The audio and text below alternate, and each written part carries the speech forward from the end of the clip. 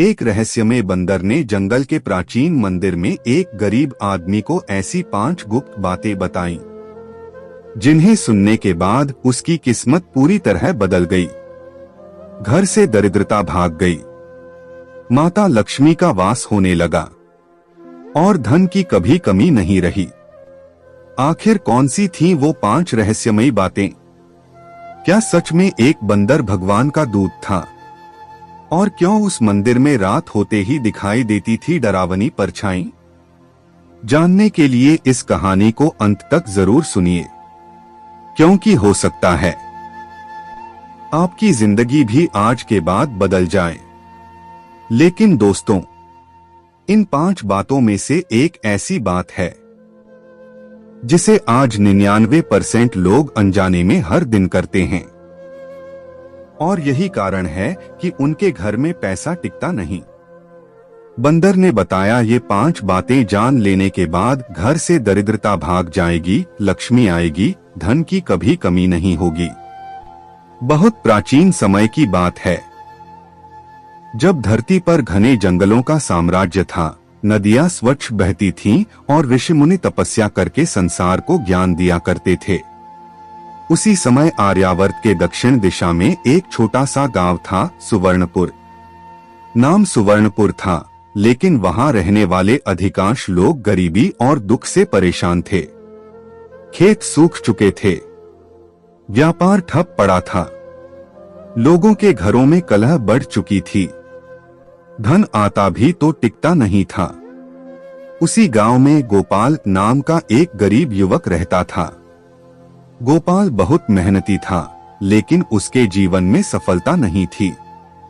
वह सुबह से रात तक काम करता, फिर भी उसके घर में हमेशा तंगी बनी रहती।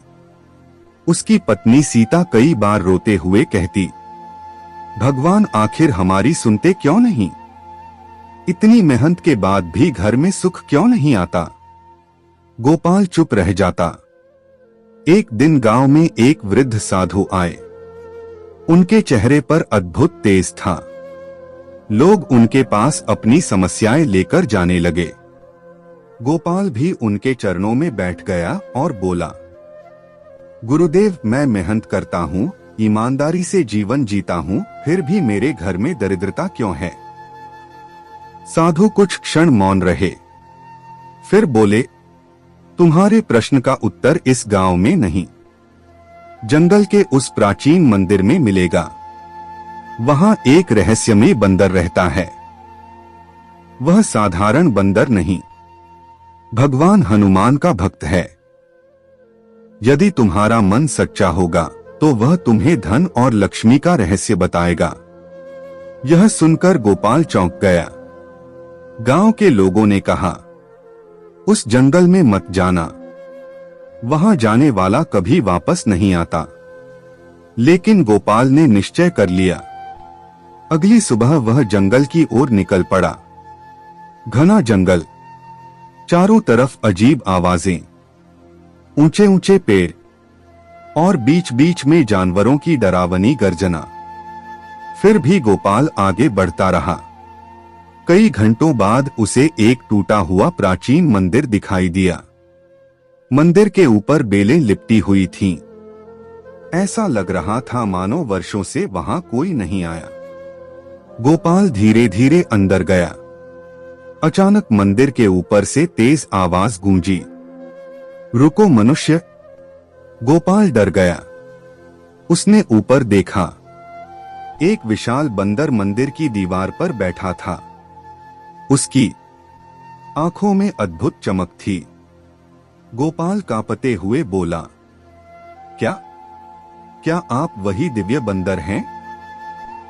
बंदर मुस्कुराया, हाँ, लेकिन मैं केवल उन्हीं लोगों को ज्ञान देता हूं जिनका मन साफ हो। गोपाल तुरंत उसके चरणों में झुक गया। मुझे बचा लीजिए, मेरे घर से दरिद्रता दूर नहीं होती। बंदर कुछ देर तक उसे देखता रहा, फिर बोला, दरिद्रता केवल धन की कमी से नहीं आती।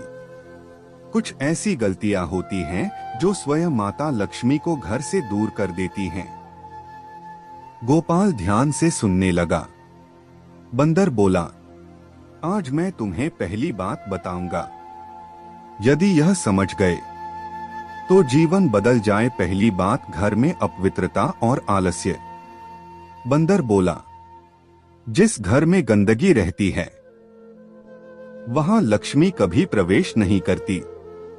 गोपाल बोला, लेकिन गुरुदेव, गरीबी में हर चीज संभालना कठिन होता है।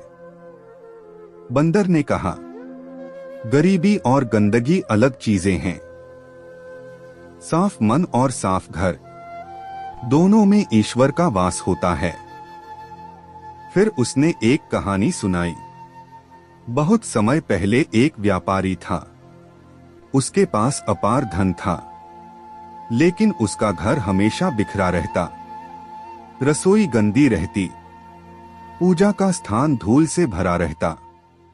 धीरे धीरे उसका व्यापार डूबने लगा।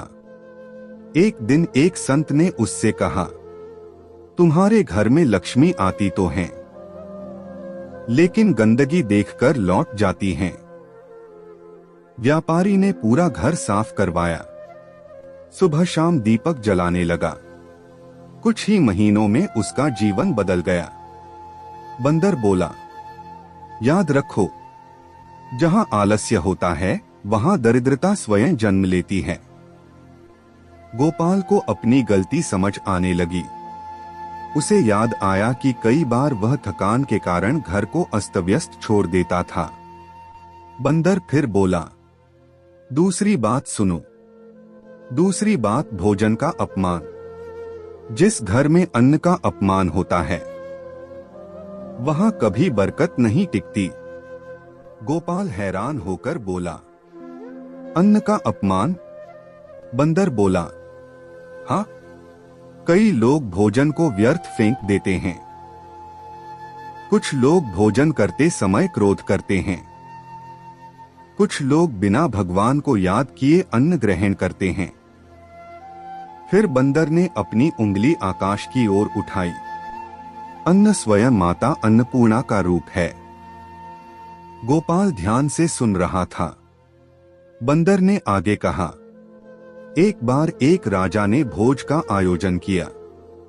हजारों प्रकार के व्यंजन बने, लेकिन भोज के बाद बहुत सारा भोजन फेंक दिया गया। उसी रात राजा ने स्वप्न देखा। माता लक्ष्मी क्रोधित थीं। उन्होंने कहा, जहां अन्न का अपमान होता है वहां से मैं चली जाती हूं।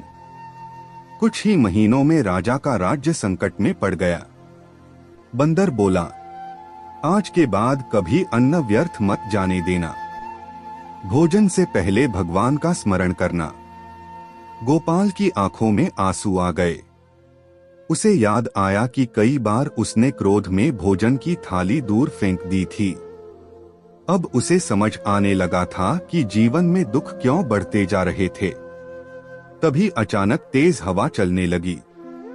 मंदिर की घंटियां अपने आप बजने लगी। गोपाल डर गया।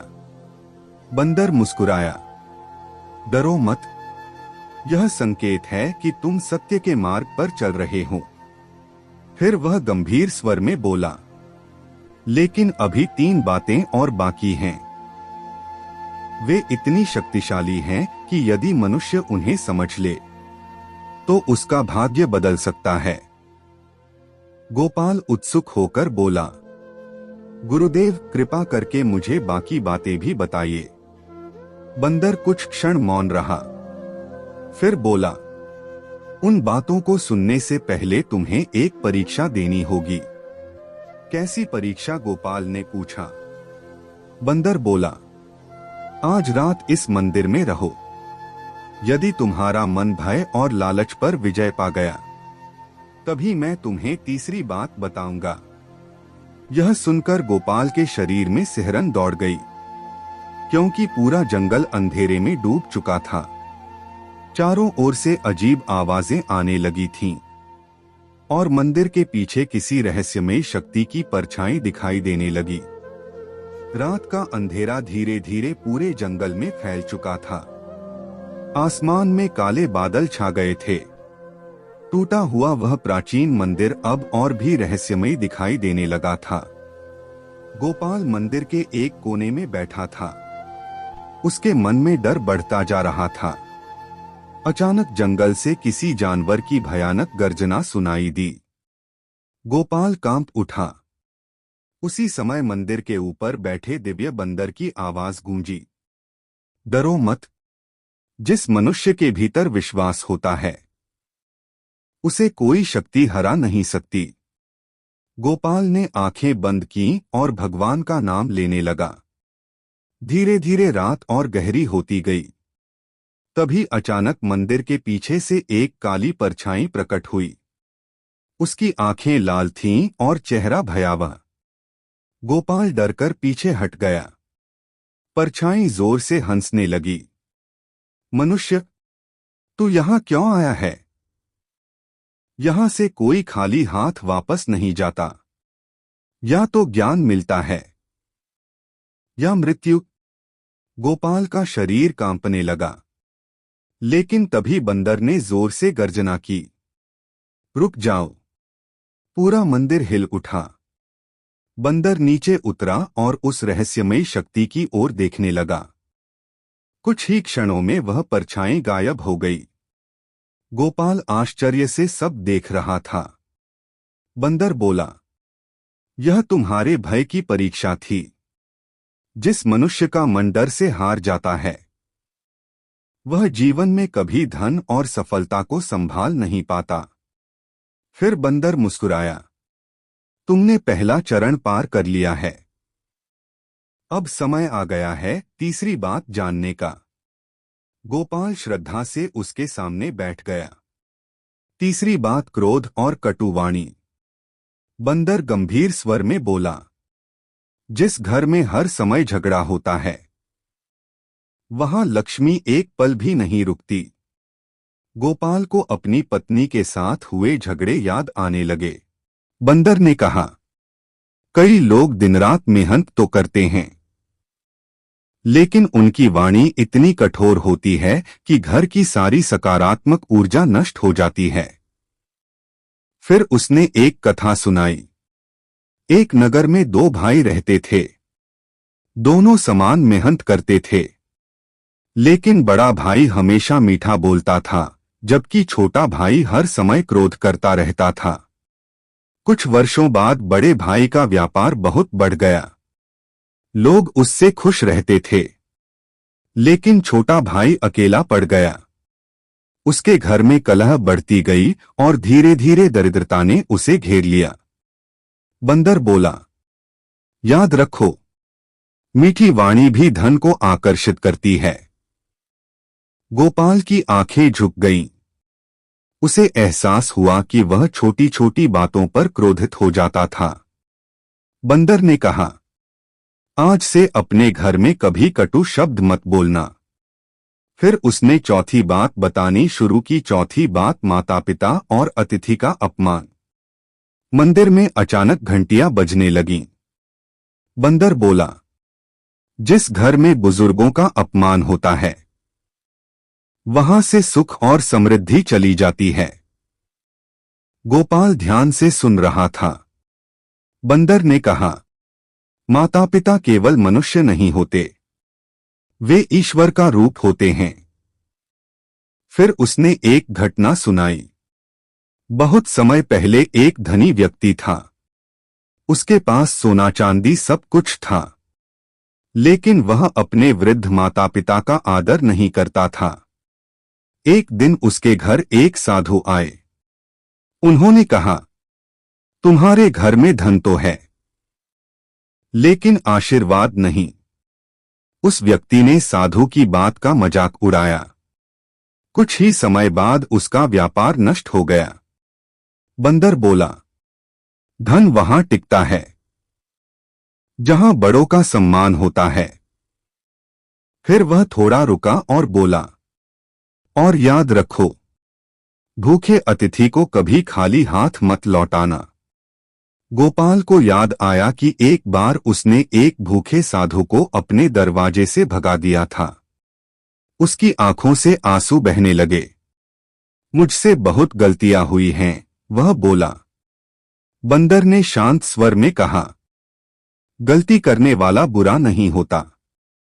गलती समझकर बदल जाने वाला मनुष्य महान बन जाता है। अब केवल एक अंतिम रहस्य बाकी था। गोपाल उत्सुकता से बोला, गुरुदेव, कृपा करके पांचवी बात भी बताइए। तभी अचानक आसमान में बिजली चमकी। पूरा मंदिर दिव्य प्रकाश से भर गया। बंदर की आंखों में अद्भुत तेज दिखाई देने लगा। उसने गहरी आवाज में कहा, पांचवी और सबसे बड़ी बात भगवान को भूल जाना। मनुष्य धन कमाने में इतना व्यस्त हो जाता है कि भगवान को ही भूल जाता है। गोपाल स्तब्ध होकर सुन रहा था। बंदर बोला, याद रखो, धन मेहनत से मिलता है, लेकिन बरकत भगवान की कृपा से मिलती है। फिर उसने कहा, जिस घर में सुबह शाम भगवान का स्मरण होता है, वहां नकारात्मक शक्तियां प्रवेश नहीं कर पाती। बंदर ने अपनी आंखें बंद की और राम राम का जाप करने लगा। पूरा वातावरण दिव्य हो गया। गोपाल के शरीर में अद्भुत शांति महसूस होने लगी। बंदर बोला, हर दिन थोड़ा समय भगवान के लिए निकालो। दीपक जलाओ, सच्चे मन से प्रार्थना करो, फिर देखना तुम्हारे जीवन में कैसी चमत्कारी बदलाहट आती है। इतना कहते ही मंदिर के अंदर तेज प्रकाश फैल गया। गोपाल ने अपनी आंखें बंद कर लीं। जब उसने दोबारा आंखें खोलीं, तो वह बंदर वहां नहीं था। उसकी जगह भगवान हनुमान की विशाल प्रतिमा दिखाई दे रही थी। गोपाल की आंखों से आंसू बहने लगे। वह समझ चुका था कि वह कोई साधारण बंदर नहीं था। गोपाल तुरंत अपने गांव वापस लौटा। उसने सबसे पहले अपना घर साफ किया। घर में रोज दीपक जलाने लगा। क्रोध छोड़ दिया। माता पिता की सेवा करने लगा और भोजन का सम्मान करने लगा। धीरे धीरे उसके जीवन में चमत्कार होने लगे। उसका काम बढ़ने लगा। घर में सुख शांति आने लगी। लोग उसका सम्मान करने लगे। कुछ वर्षों बाद वही गरीब गोपाल पूरे गांव का सबसे सम्मानित व्यक्ति बन गया।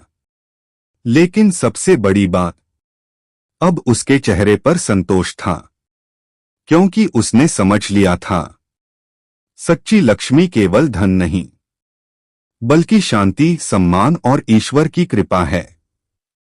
जो मनुष्य साफ सफाई रखता है, अन्न का सम्मान करता है, क्रोध से दूर रहता है, बड़ों का आदर करता है और भगवान का स्मरण करता है, उसके घर से दरिद्रता धीरे धीरे समाप्त होने लगती है। अगर आपको हमारी वीडियो पसंद आए तो वीडियो को लाइक, शेयर और चैनल को सब्सक्राइब जरूर करें। ऐसी ही रहस्यमयी, धार्मिक और ज्ञानवर्धक कहानियां सुनने के लिए हमारे चैनल से जुड़े रहिए और कमेंट में जरूर लिखें, जय श्री राम।